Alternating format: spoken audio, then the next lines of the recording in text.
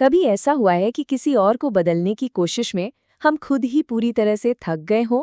आज हम let people be किताब से एक बहुत ही पावरफुल आइडिया पर बात करने वाले हैं।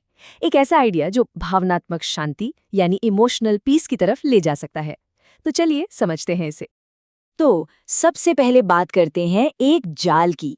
एक ऐसा जाल जिसमें हम सब कभी ना कभी जरूर फंसते हैं। वो है दूसरों को कंट्रोल करने का जाल। जब हमें लगता है कि हमारे आसपास के लोग ठीक वैसे ही चलें जैसा हम चाहते हैं। पर कभी सोचा है कि ये कोशिश इतनी ज्यादा थका क्यों देती है? मतलब किसी और को बदलने में हमारी इतनी एनर्जी क्यों चली जाती है? ये असल में एक मेंटल और इमोशनल मैराथन जैसा है, जिसमें हम बस दौड़ते रहते हैं और आखिर में हाफ कर बैठ जाते हैं। इसका सबसे पहला और सीधा नतीजा तनाव। जब हम लगातार किसी को अपने हिसाब से चलाने की कोशिश करते हैं ना, तो हमारे दिमाग पर, हमारे शरीर पर एक अजीब सा बोझ पड़ जाता है, एक टेंशन जो हर वक्त बनी रहती है। और जब सामने वाला हमारी उम्मीदों पर खरा नहीं उतरता, तो फिर होती है निराशा। और ये एक ऐसा विशिष्ट साइकिल है, पता है। हम उम्मीद करते हैं, वो पूरी नहीं होती और हम निराश हो जाते हैं, और ये हमारी खुशी को धीरे धीरे कम करता जाता है। और इसका एंड रिजल्ट क्या होता है? बहस, झगड़े और बस बहस। हमारे रिश्तों में ना एक अजीब सी कड़वाहट आने लगती है।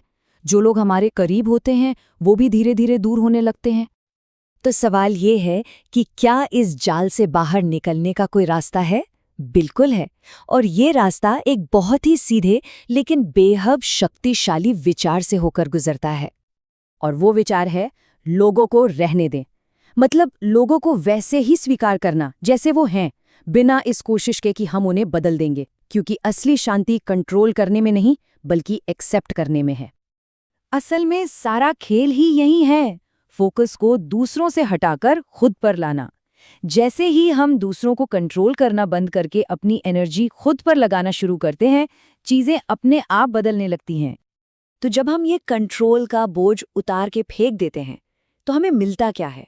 हमें मिलती है एक आज़ादी, जाने देने की आज़ादी।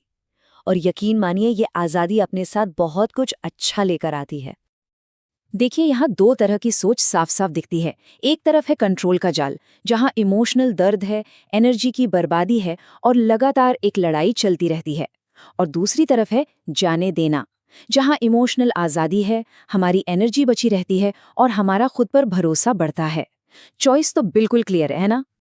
तो इसके फायदे क्या क्या हैं? सबसे पहले हम दूसरों के एक्शन से इमोशनली आज़ाद हो जाते हैं। मतलब वो क्या कर रहे हैं, इसका सीधा असर हमारी मानसिक शांति पर नहीं पड़ता। दूसरा, हमारी जो कीमती एनर्जी है वो बच जाती है उन कामों के लिए जो सच में ज़रूरी हैं। और सबसे बड़ी बात, हमें अपने फैसलों पर ज़्यादा भरोसा होने लगता है। ठीक है, ये सब सुनने में तो बहुत अच्छा लगता है, पर सवाल ये है कि इस आइडिया को अपनी रोज़ की ज़िंदगी का हिस्सा कैसे बनाया जाए? क्योंकि ये सिर्फ एक थ्योरी नहीं है, बल्कि शांति पाने का एक प्रैक्टिकल रास्ता है। और इसे हम कहीं भी लागू कर सकते हैं, अपने रिश्तों में, अपनी दोस्ती में, काम की जगह पर या फिर अपने परिवार में। हर जगह ये छोटा सा बदलाव बहुत बड़ा सुकून ला सकता है। तो आखिर में बस एक सवाल है जो हम सबको खुद से पूछना चाहिए। हमारी जिंदगी का ऐसा कौन सा कोना है जहां थोड़ा सा कंट्रोल छोड़ने से, थोड़ी सी चीज़ों को जाने देने से बहुत सारी शांति मिल सकती है? ज़रा सोचिए, जवाब शायद हम सबके पास पहले से ही है।